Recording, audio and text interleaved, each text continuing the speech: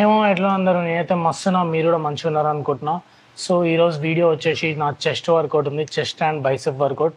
So bicep routine చూపిస్తాను and అట్లనే రా టాక్స్, మోటివేషనల్ టాక్స్ కూడా మాట్లాడదాం. అండ్ ఇంకోటి ఏంటంటే ఇప్పుడు వచ్చేదారిలో లైక్ అరౌండ్ 2:30 అయిపోయింది. నేను చాలా లేట్ వచ్చేసిన, మన వాళ్ళందరూ ఆల్రెడీ వచ్చేసిర్రు. వాట్సాప్ బ్లాగ్ కూడా షూట్ చేసుకున్న 1 అవర్ అయిపోయింది. నేను ఇప్పుడు వచ్చిన నా ఆఫ్లైన్ ట్రైనింగ్ కంప్లీట్ చేసి నేను తినేసి ఇంకా నా రీల్ ఎడిట్ చేసుకొని వచ్చే లోపల ఇంత టైం అయింది. ఓ అమ్మ పీక్, అసలు ఫాస్ట్ వచ్చిన. ఇంకోటి ఏంటంటే నిన్న ఏం వర్కౌట్ చేసిన, బ్యాక్ వర్కౌట్ చేసిన, బ్యాక్ అండ్ ట్రైసెప్. నా ఫేవరెట్ కాన్వర్స్ షూస్ వేసుకొచ్చిన వైట్ కలర్వి, 7,000 పెట్టి ఎప్పుడో బీటెక్లో ఉన్నా, కానీ అది ఇప్పటిదాకా ఉంది. అది ఏంటో మర్చిపోయినా, ఈడ పెట్టినా అనేది కూడా గుర్తొస్తలేదు. అమ్మ కామెడీ. సో డైరెక్ట్ ప్రీ తాగి వర్కౌట్లోకి వెళ్ళిపోయి వర్కౌట్ గురించి మాట్లాడదాం. అండ్ అట్లనే బిగినర్స్ మిస్టేక్స్ గురించి కూడా మాట్లాడదాం. అంటే నేను చాలా మిస్టేక్స్ చేసిన బిగినింగ్ టైంలో. సో నిన్న ఒక మిస్టేక్ గురించి చెప్పిన, ఈరోజు కూడా ఒక మిస్టేక్ గురించి మాట్లాడదాం. అట్లా రోజు ఒక బిగినర్ మిస్టేక్ అయితే కవర్ చేద్దాం. సో డైరెక్ట్ వర్కౌట్లో కలుద్దాం.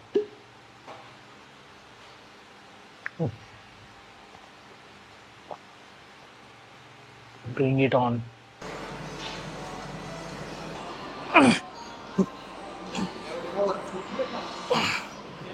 White color towel को नीचे लगाया.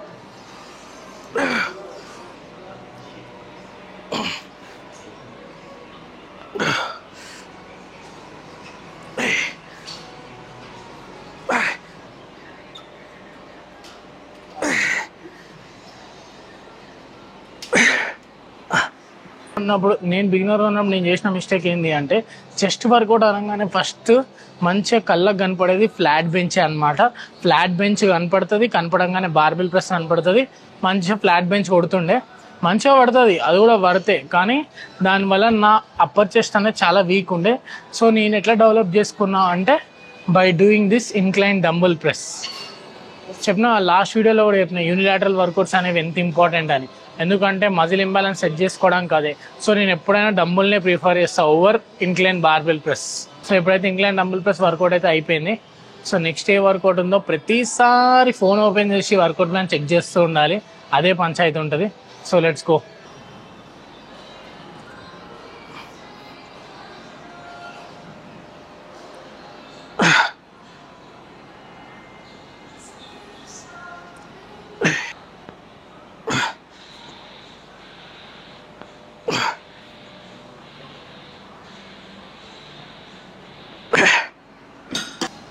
నాకు తెలిసి చాలామంది నేను ఫేస్ చేసిన సిచ్యువేషన్ పక్కా ఫేస్ చేస్తూ ఉంటారు. ఏంటంటే ఎంతో కన్సిస్టెంట్గా ఉంటారు, ఎంతో డిసిప్లిన్ ఉంటారు, కానీ ఒక పాయింట్లో అది బ్రేక్ అయిపోతుంది. అంటే డైట్ విషయంలో కానీ వర్కౌట్ విషయంలో కానీ మిస్ అవుతూ ఉంటుంది. ఎందుకు అంటే మోటివేషన్ లేకపోవడం. సో నేను కూడా ఈ మధ్యకాలం లాస్ట్ 2-3 వీక్స్ నుంచి డైట్ మిస్ అయినా, వర్కౌట్ మిస్ అయినా. ఎందుకు అంటే ల్యాక్ ఆఫ్ మోటివేషన్. అంటే జిమ్కి వచ్చి వర్కౌట్ కూడా ఎంత పుష్ చేద్దామన్నా చేయలేకపోతున్నాం. ఎందుకు? సమ్ టైమ్స్ ఇది స్ట్రెస్ వల్ల అవుతుంది, స్లీప్ వల్ల అవుతుంది, ఇట్లా చాలా రీజన్స్ ఉంటాయి. అందులో ఒక రీజన్ నాకు కూడా అయింది. నేను అసలు ఏం చేస్తున్నా అనేది కూడా అర్థం కాలేదు లాస్ట్ ఫ్యూ వీక్స్ నుంచి. ఇప్పుడు కొత్తగా నేను ఏం అడాప్ట్ చేసుకున్నా అంటే, మార్నింగ్ లేవగానే బ్రేక్ఫాస్ట్ తింటా కదా, ఆ టైంలో నా favourite influencer, fitness influencer video పెట్టి తినుకుంటా వీడియో చూస్తా. సో అప్పుడు నాకు జర పుష్ దొరుకుతుంది. దొరికినాక నేను పోయి నా వర్కౌట్ మంచిగా చేస్తున్నా. సో ఈరోజు కూడా అంతే. ఈరోజు వచ్చే ముందు నేను చౌదరి వేదాంత్ అని ఉంటాడు, హిందీలో, మస్త్ అడ్మైర్ చేస్తానని ఆయన వీడియో చూసిన. అట్లనే నిన్న ఫిట్ వాట్స్లో కూడా ఒక వీడియో అప్లోడ్ చేసిండు. అంటే నేను పక్కనప్పుడే షూట్ చేసిండు, కానీ నేను ఆడికి పోయినాక కూడా చూసిన. సో అట్లా నాకు మోటివేషన్ దొరికింది. అంటే నేను ఈ ఫీల్డ్లో ఎక్కువ అడ్మైర్ చేసేది అయితే ఫిట్ వాట్స్ని, కౌశిక్ లీని. ఎందుకంటే కౌశిక్ లీ వల్లనే నేను బాడీ బిల్డింగ్లో ఆడదామని ఫిక్స్ అయినా. బాడీ బిల్డింగ్ ఆడదామని ఫిక్స్ అవ్వడానికి మెయిన్ రీజన్ కౌశిక్ లీ. తర్వాత ఫిట్ వాట్స్ జర్నీని పక్కన నుండి చూస్తున్నా 1 ఇయర్ నుంచి. అంటే ఎంత గట్టిగా పుష్ చేసిండు ఐసెన్ కాంపిటీషన్కి, దానికి కానీ. సో అక్కడ ఇంకా గలీజా ఇన్స్పైర్ అయినా. సో ఇప్పుడు ఏమైపోతుందంటే నెక్స్ట్ ఇయర్ ఆడదాం అనుకుంటున్నా. నా మోటివేషన్ దిగిపోతుంది, ఆడాలా లేదా అనే మైండ్ సెట్కి వచ్చేసింది. ఎందుకంటే స్ట్రెస్ వల్ల కానీ ఏదో ఒకటి కానీ మోటివేషన్ అనేది ఉంటుంది.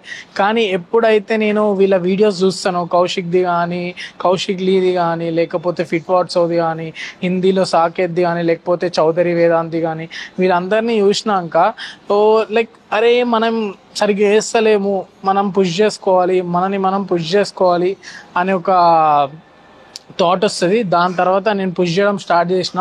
ఇప్పుడు నేను కరెక్ట్గా పోతున్నా. డైట్ ఆన్ పాయింట్ ఉంది, వర్కౌట్ ఆన్ పాయింట్ ఉంది, కార్డియో ఆన్ పాయింట్ ఉంది, ఎవ్రీథింగ్ ఆన్ పాయింట్ ఉంది. ఇంత కూడా మిస్ అవ్వట్లే because of them.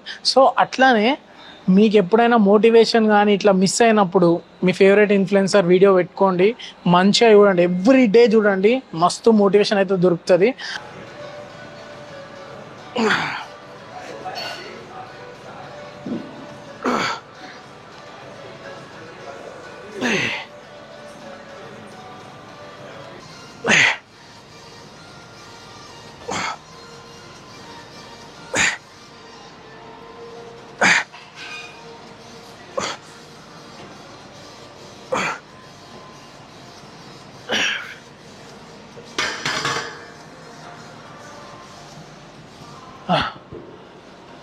So matter ఏంటంటే జనరల్గా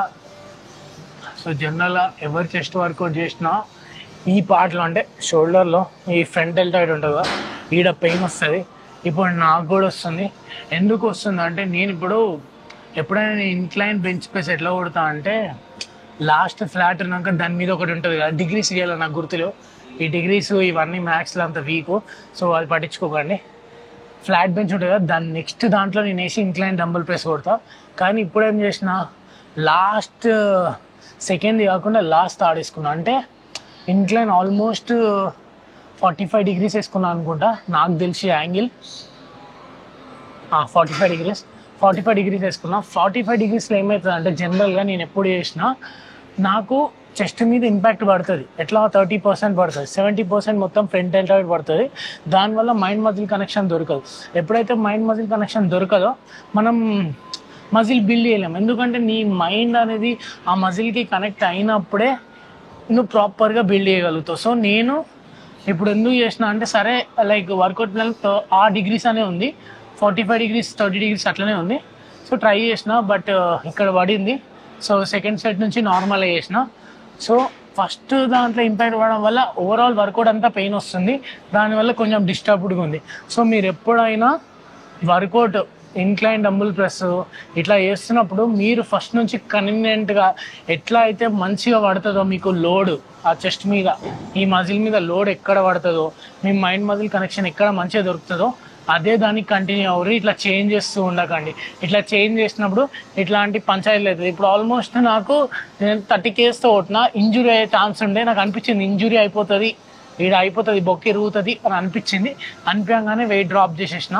సో అట్లా అనమాట, లైక్ మనం ఫీల్ అవుతాం. అట్లనే ఏ వర్కౌట్ చేసినా మీకు ఇట్లా రిస్క్ ఆఫ్ ఇంజురీ అవుతుంది, అరే కొంచెం ఏదో రిస్క్ ఉంది అని మీ మైండ్ మీకు సిగ్నల్ ఇస్తుంది. నీ బాడీ నీకు సిగ్నల్ ఇస్తుంది. ఇచ్చినప్పుడు దాన్ని అక్కడే ఆపేసేయండి, రిస్క్ చేయకండి. ఎందుకంటే నువ్వు రిస్క్ చేసినావు అనుకో తర్వాత రస్క్ అయిపోతావు. ఇంజురీ అయిందనుకో రికవరీ అప్పుడు మస్తు కష్టం. ఇప్పుడు నేను ఆల్మోస్ట్ 2 years పర్ఫెక్ట్గా చేస్తున్నా. ఈ 2 yearsలో నాకు ఎప్పుడు ఇంజురీ కాలేదు. ఎందుకు అంటే నేను ఏది చేసినా లైక్ నాకు కన్వీనియంట్గా ఏది మంచిగా ఉంటుందో చూసుకొని అవి సెలెక్ట్ చేసుకొని దాన్ని అడాప్ట్ చేసుకున్నా. కానీ ఈడ బిగినర్స్ ఎట్లా అంటే ఫస్ట్లో అన్ని ట్రై చేయాలి భయ్, అన్ని వర్కౌట్స్ ట్రై చేయాలి. ట్రై చేసినప్పుడు నీకు అర్థమవుతుంది ఓకే ఏది మనకు సెట్ అవుతుంది, ఏది మనకు సెట్ అవుతలే అని. సో అది ఎప్పుడు తెలుస్తుంది, నువ్వు ఎప్పుడైతే స్టార్ట్ చేస్తావు. సో అర్థమైంది అనుకుంటున్నా. ఇంజురీలు అయితే వేసుకోకండి, బుక్ అయిపోతారు. సో నెక్స్ట్ వర్కౌట్ వచ్చేసి కేబుల్ ప్లైస్ అనమాట. సో ఇది లోవర్ చెస్ట్కి తోపు వర్కౌట్.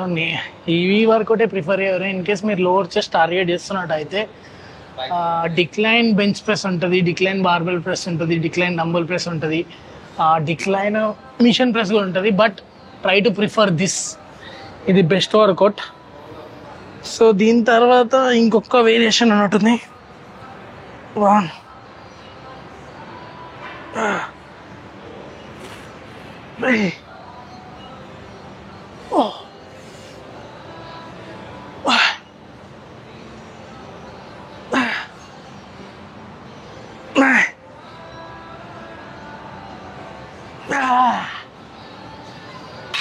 సో ఈ వర్కౌట్ అనే కాదు, ఇంకా చాలా వర్కౌట్లు ఈ మిస్టేక్ చేస్తూ ఉంటారు. ఏంటి అంటే వెయిట్ వేసుకుంటారు, తక్కువ వెయిట్ వేసుకుంటారు, 12 reps 15 reps వచ్చే మధ్యలో, అంటే 12 to 15 reps వచ్చేలా కొట్టేస్తారు.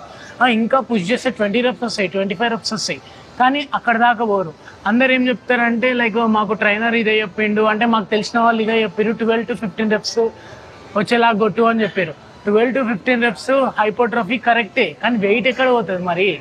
వెయిట్ నువ్వు ఎంత పుష్ చేయాలంటే నీ హైయెస్ట్ వెయిట్ ఉంటుంది చూడు, అంత వేసుకొని 12 reps వచ్చేలా, అంటే 12th rep ఎట్లుండాలంటే నీకు దొడ్డు వస్తే నీ ఎక్స్ప్రెషన్ ఎట్లుంటుందో అట్లుండాలి ఆ 12th rep. అంటే నీ అమ్మ ఈరోజు నా లాస్ట్ డే రా బాబు, ఇంక ఇది ఎండ్ అయిపోయింది, నేను ఇంకా జిమ్కి రాను అన్నట్టు కొట్టాలి. అది కొట్టినప్పుడు బాడీ పెరుగుతుంది, అప్పుడు 12 reps అనేది హైపోట్రఫీ హిట్ అవుతుంది. అంతేగాని 10 kgs 12 kgs వేసుకొని 15 కొట్టేసి అయిపోయింది బాడీ వచ్చేస్తుంది అనుకుంటే ఇక ఏమంటారు అంటే, బాడీ వచ్చేస్తుంది అనుకుంటే ఏమంటారు, ఇది ఏమో వర్డ్ వస్తలే కానీ చేసి బొక్క అట్లా వేయకూరి. సో ఇంకో ముచ్చట మాట్లాడదాం అనుకున్నాం. లైక్ ఏంది అంటే, ఇప్పుడు నేను బల్క్లో ఉన్నా, క్లియర్గా బల్క్ చూస్తే మనకి మొత్తం బాడీలో ఫ్యాటే ఉంటుంది, యాప్స్ అసలు ఎప్పుడు లేవు, ఇంతవరకు రాలే, కానీ మజిల్ అయితే బిల్డ్ చేసినాం. సో చాలామంది బిగినర్స్ లైక్ బల్క్ చేస్తారు కదా, బల్క్ చేసినాక ఏంటంటే అరే బల్క్లో నేను లావ్ అయిపోతున్నా, చూసేటోళ్ళు ఏమనుకుంటారు, బల్క్ చేయాలా వద్దా, అసలు ఇది చేయడం కరెక్టేనా, ఫ్యాట్ ఎక్కువ వచ్చేస్తుంది అని ఇట్లా క్వశ్చన్లు వస్తాయి. సో ఒక ముచ్చట చెప్తున్నాడు రే, బల్క్ చేస్తే ఫ్యాట్ గెయిన్ పక్కా అవుతుంది. ఎందుకంటే మనం న్యాచురల్ లిఫ్టర్స్, నువ్వు ఏది తిన్నా మజిల్లోకి వెళ్ళిపోనికి నువ్వేమి సూదులు గుచ్చుకోవట్లేదు. సో ఇదేంటి అంటే న్యాచురల్ లిఫ్టర్స్ కాబట్టి నువ్వు ఎంత కంట్రోల్గా తిన్నా బల్క్లా నీకు మజిల్ బిల్డ్ అవుతుంది, ఫ్యాట్ గెయిన్ కూడా అవుతుంది. కానీ దాన్ని స్టేబుల్ చేయడానికి నువ్వు, అంటే ఫ్యాట్ ఎక్కువ రాకుండా ఉండడానికి నువ్వు ఏం చేయాలి, మంచిగా కార్డియో యాడ్ చేసుకోవాలి. ఎప్పుడు మెజర్మెంట్స్, ఎవ్రీ వీక్ మెజర్మెంట్స్ తీసుకోవాలి. సో మెజర్మెంట్ తీసుకున్నప్పుడు ఏంటి అంటే నీకేమైనా ఫ్యాట్ ఇక్కడ అబ్డామినల్ అని, అబ్డామినల్ ఇక్కడ ఏదైనా సరే ఫ్యాట్ పెరుగుతుంది అని తెలిసినప్పుడు దాన్ని కంట్రోల్ చేయడానికి కార్డియో ఇంక్రీజ్ చేయడం, లేకపోతే క్యాలరీస్ కొంచెం తక్కువ చేయడం, ఇట్లా చేయాలి.